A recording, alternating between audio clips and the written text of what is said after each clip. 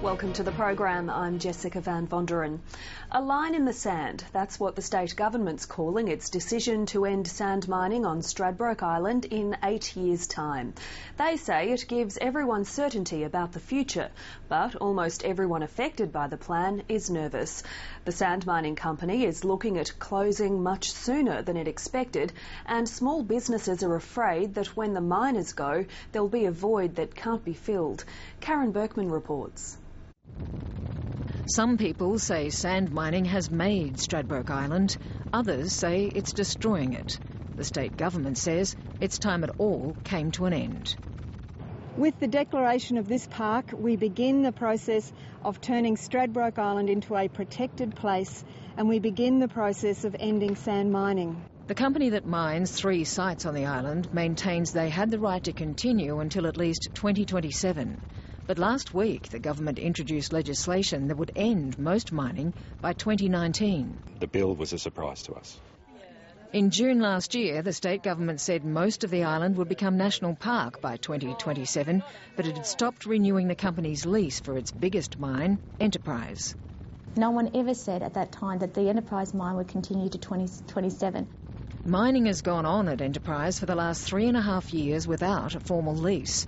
But last week, the state government put through new legislation enabling it to continue for 8 more years.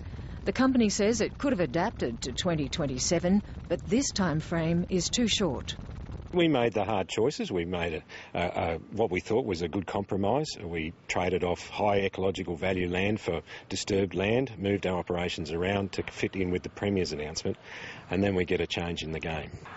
The mining company Stradbroke is a vast multinational, privately owned by a Belgian family.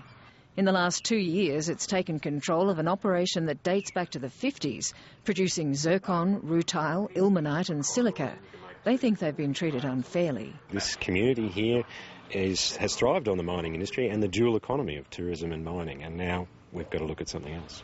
Stradbroke acknowledges they were planning to close their smaller mine, Yarraman, in 2015, cutting their operations almost in half. So significant job losses in the mining industry were always on the table and were always going to happen in 2015. The state government believes it's time for Stradbroke Island to develop tourism as its new economic mainstay. You know, there are huge parts of North Stradbroke Island that none of us have had the opportunity to ever see because they've been locked up in mining leases. But some of the businesses hinged to both mining and tourism are sceptical that the island's delicate economy can be transformed in less than a decade. It's a nice argument to have that tourism can replace mining, but it's a very big economy. It's a very big employer. It's the biggest employer in Redland City Council.